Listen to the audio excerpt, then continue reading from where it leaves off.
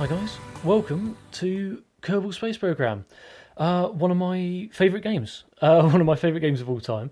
I have played probably, I'd say, I don't think I'm too ashamed to say it's probably close to 100 hours, probably more, of this game. But I haven't played it for a while. Kerbal Space Program, for those of you who don't know too much about it, is one of those games that's kind of in constant development, or has been for the last few years.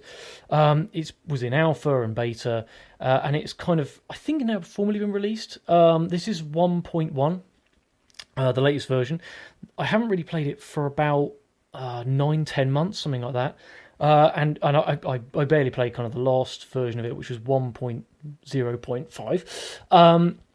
But this is 1.1, and the game looks very, very different. I was kind of comparing it earlier to how it looked in the really early, like few years ago builds, and it looks so different. It's now kind of they changed the physics engine. They made it 64-bit. It looks prettier. I mean, this is all very, very pretty. The kind of little space center here. This is a space center. For those of you who don't know anything about this game, the title speaks for itself, really. You are in charge of a space program. In my case, they obviously haven't taken any consideration to my woeful, frankly, just complete inexperience in anything to do with space. You're put in charge of a space program, and it's your job to get into space to do various things. You effectively act a bit like NASA doing their various space missions. So whether it's like putting satellites into orbit or visiting other planets, that's kind of the gist of this whole game. It's sandboxed in the sense you basically do what you want. I am playing in sandbox mode, which means that I have infinite funds and have infinite reputation points and so on, which are kind of a core of the main game.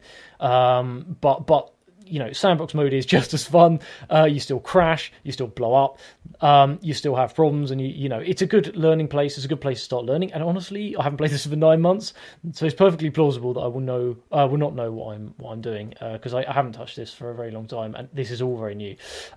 You have the whole kind of, I guess it's like a kind of Cape Canaveral type of look.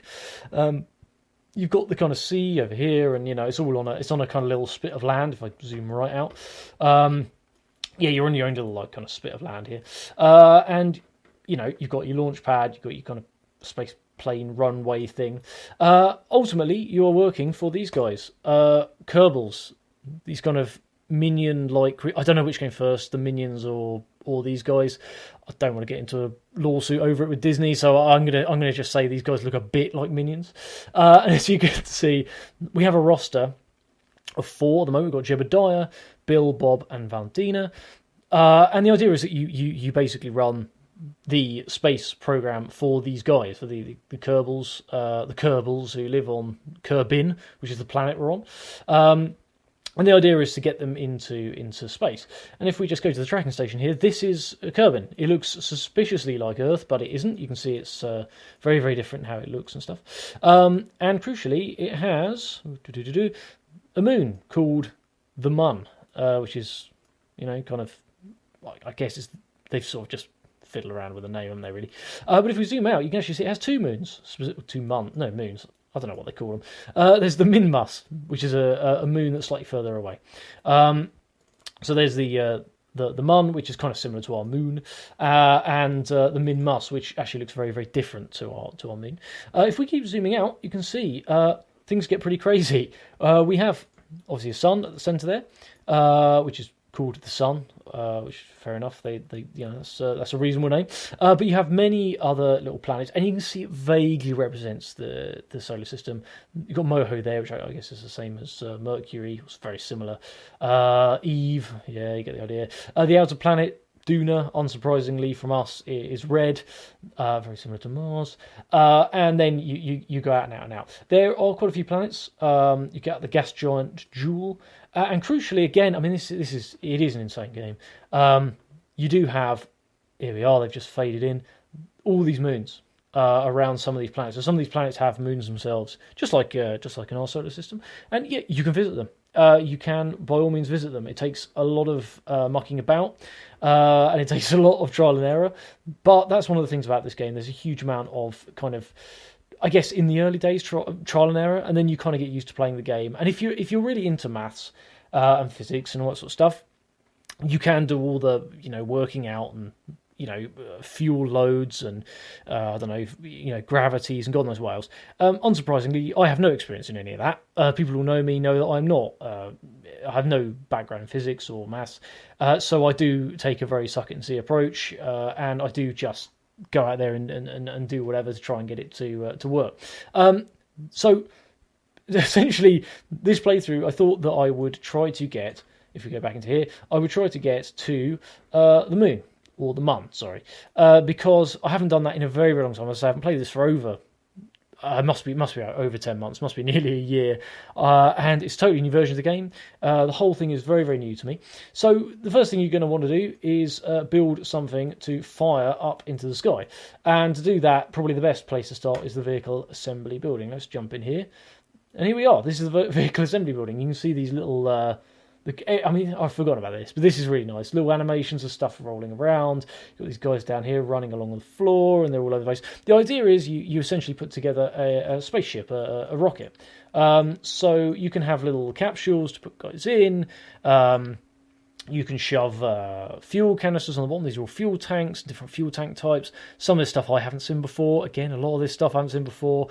And basically, you put stuff together and let rip, you let it fly. So what I'm going to do is I'm going to create a totally new spacecraft. I'm going to create a totally new rocket using the tips and techniques that I have probably forgotten most of from my previous playthroughs, and we're going to see how it goes. I'm going to bet disastrously. If I were a gambling man, I would say disastrously, but we'll see. I'm going to put together a rocket now, and I'll see you in a second.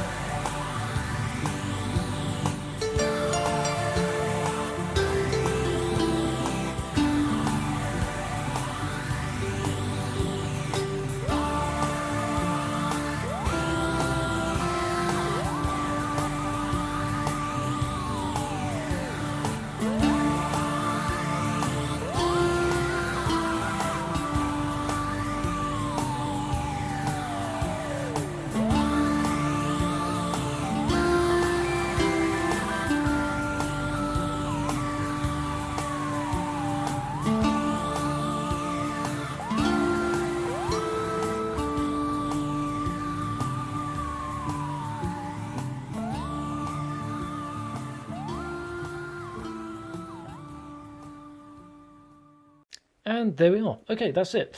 So I've put together the rocket. I will probably time-lapse that because I don't think it took a while. And I don't think anyone's really going to want to sit through me humming and ahhing and doing a lot of, maths and stuff in the background. As I say, with this game, the reality is in the in the first instance, you'll be building little rockets that, you'll just fire up and see how things go. And that's the fun of this game, right? You don't have to be a physicist or an engineer or whatever to play this game. And it's one of those addictive games where you start off with a little rocket and you fire it up and it breaks and blows up. And you try it again and again and again. And it's one of those addictive games where, you get far enough and you get enough success that it kind of draws you in and you're like, oh yeah, okay, I could make that better. I could do better than that. So hopefully this is kind of relatively, it's not self-explanatory. Let me go through it a little bit. So we've got kind of a typical-ish looking rocket, but it's a bit wacky as this game is. A bit of humour, it's a bit silly. But crucially, what we have is a load of thrusters around the outside here, which are going to ultimately fire off and shoot us upwards with any luck. And kind of like in real life, right? If you've ever seen like a rocket launch or the shuttle or any other kind of launch like that. Rockets have stages, right? They don't just go up and then come back down. It's very rare that you have a ship that can actually literally get into space on its own, using its own fuel tanks. What we do quite often is we end up dropping these fuel tanks. These are very, very heavy bits of kit, and they're designed to give us a huge amount of thrust in the early instance to get us kind of up high into the air, but then these are going to split off, right? So if I just highlight these for you, so this on the right hand side here is the staging, and it kind of goes bottom to top. So we're going to start off doing this stage, then this stage, so 7, 6, 5, you get the idea. So what's going to happen first when I do this first stage, this is going to be like the launch phase, right? So all of these thrusters, including the one in the middle that you can't see, but it's there, you probably saw it in the time lapse, these are all going to fire off at once, and they are going to get me to a reasonable height. What's going to happen is, according to my calculations, which are probably quite a way off, I probably didn't carry a 1, but these thrusters, there are 4 of them all the way around the edge, again you probably saw them in the time lapse, they're going to run out first. Should get me to a reasonable height, probably over 10k at least, and then they will run out of fuel. Now we don't want to carry these big old solid rocket boosters. These if you like, they'll just be basically metal. They'll be dead weight. So we want to get rid of them. So what happened in this stage 6 here, is that you see these in green that are highlighting. These are manifolds. They're actually explosive manifolds. They're like explosive bolts, and they are going to effectively explode and decouple. There you go, technical term. Decouple. I know a few. Decouple these from the rocket, right? So these will decouple. Now on the top of these, you probably saw me put these in. Right, those on the top, these little kind of. Let me just zoom in. Here we go. These little things here are called separatrons, and what they do is they kind of they're very, very small bursts of, again, solid rocket fuel, right? And they are designed to push. Ultimately, they're designed to push, give a little push to whatever they're attached to, and they're attached to these. So when I basically fire these bolts here, what will also happen at the same time is these will ignite and push these, if you like, these solid rocket fuel boosters away from the ship. Right, the reason for that is if we're going at the same sort of speed and I decouple these, what could happen is these could end up like kind of coming with us and almost like colliding with the back of the ship, taking this engine at the bottom off, smashing into these orange boosters here, God knows, causing all sorts of trouble. So what we need to do is to fire them, almost like push them away. You'll see when we get into it how it works, but that's just to explain why there's 2 things in here.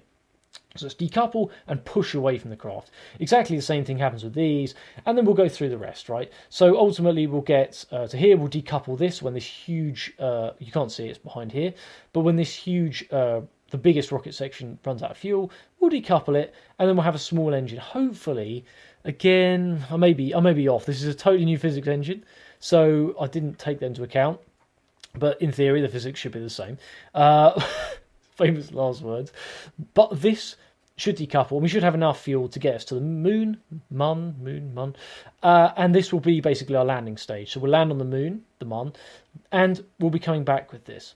At the top here, we have a weird thing that's kind of fading in and out. That's expected.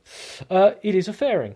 And the fairing is designed to, effectively, in the early stages, if I zoom out, yep, here we go, sorry, it's lagging, there we go. What this is designed to do is cover up, or effectively shield the top section. Why? Well, because if you look at it, it's not the most aerodynamic shape.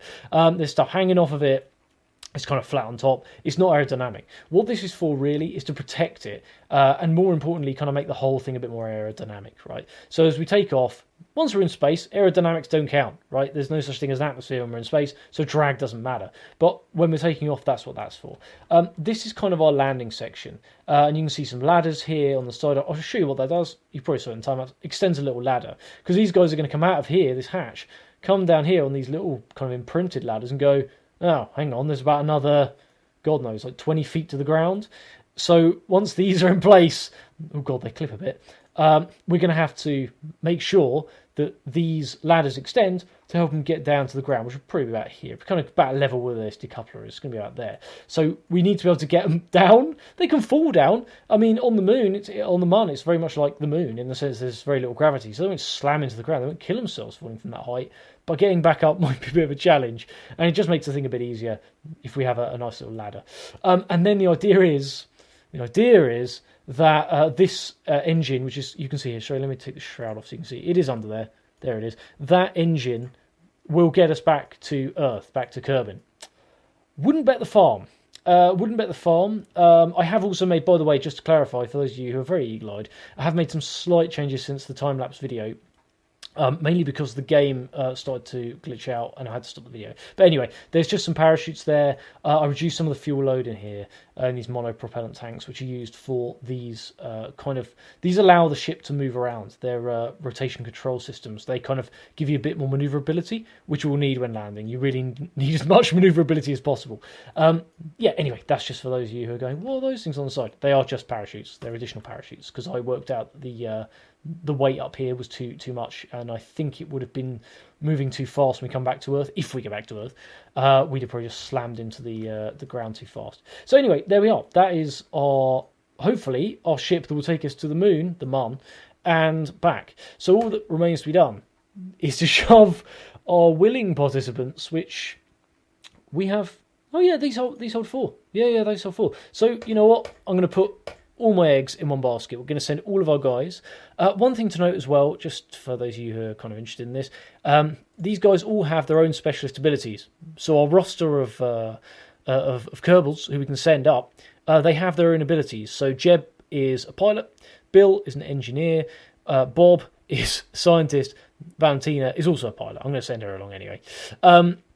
So pilots, name kind of clues in the name, they allow you to pilot a ship. Actually, in this case, I'm using a probe, this thing here, to pilot the ship from the ground. So I'll have complete control the whole time. But, you know, worth sending them for the experience, fine. Engineers allow you to fix stuff. So if we get up there and stuff breaks, solar panels, that kind of stuff, he's able to fix stuff. And scientists allow you to improve the amount of science you get from your experiments. I think they can also reset experiments, which makes them quite useful on long hauls where you have lots of experiments to do on remote planets and stuff. They're kind of useful for that. They boost the amount of science you get and so on. That's not really too much of a concern. We're playing in sandbox mode. We don't care about science, but, you know, whatever. We'll put him on there anyway. We'll send the whole contingent. As I say, I'm not doing half measures. Like, you know, I mean, who's done it now? Like China, Russia, America, obviously. They've all put, like, you know, probes on the moon, and America's put man on the moon. I'm going to do the same thing. I'm going to put Kerbins on the moon. Or not, as the case may be. I'm probably just going to crash and lose all of them, but, you know, whatever, we'll see. So, without further babbling on, let's try and launch this. Oh, the other thing, sorry, other quick thing, is these here, these are struts, they're support struts. Because this is kind of slightly weird, because it's a smaller engine, I needed to add these little struts. All they do is give some kind of integrity to the whole thing. If they were taking off without these, what could happen is that these could start wobbling around left and right and smash in and potentially knock this whole top section off. We don't want that, so I've got some well, they don't look overly stable, but I call it, again, according to my calculations, which are very minimal, they should be enough to hold it, as I say, famous last words. So let's hit the launch button, which will not crash the game. Oh god. No, I think we're okay. Yeah, we're okay, cool. No, I wouldn't have crashed the game, it's fine. What am I talking about? So yeah, here we go. So what I'm going to do first is throttle up. On the left there, you see this throttle up going here. Put that to full throttle. Now, solid rocket boosters, these guys, are going to burn at full anyway. That's how they work. They're like a firework. You ignite them and they go. But these, all of these other ones that are liquid fuel burning, need to be at full power for the first few seconds. I'm going to turn on stability assist system, which helps kind of control, like, uses like the onboard computers to control, make sure the ship doesn't flip, and rotation control system that allows me to use those RCS modules that I told you about, those little kind of blocks on the side. There's actually some here as well. Oh god, sorry. Oh yeah, you can't really zoom very and move around very easy. These are kind of RCS engines, and they allow you to just control a little bit more easily. Use fuel to kind of boost around just to give you a bit more manoeuvrability. We're going to need that in launch in case we start to tip, and hopefully we'll have enough. So it is a lovely day. We've kind of moved out all the way down here. The guys have moved the ship to the takeoff point. It's a lovely day in theory, and let's ruin it by taking off. So these guys are ready. They're all down here in the right hand corner. There's Valentina's there, Bob's there. They're all looking pretty happy, actually. I wouldn't be, because I'm about to take off in a ship that I took 10 minutes to build. Right, 3, 2, 1. Boom. There we go. Yep, we're off. And it's takeoff of the Munlander 1A, or whatever it was I called this thing. So we've gotten to about 150 meters per second. I'm going to just dial down the liquid fuel engines. That's purely to save a bit of fuel, because otherwise we hit drag. You'll start to see around the top here, when we get to about 300 meters a second, you'll start to see this effect. You see this little kind of warping effect. That's us hitting, effectively encountering drag, because we're in the atmosphere. You're wasting fuel if you do that, so I'm just going to dial down the throttle a little bit. And now that we're up to about 8,000 meters, just going to turn us slightly to the east. That's the easiest way to take off. It's the way we want to go to match the equator. So we're just going to go, oh god, oh no, I can't stop it. I actually can't, hang on. Come on, come back, come back, come back. Oh god, it's just going to flip over.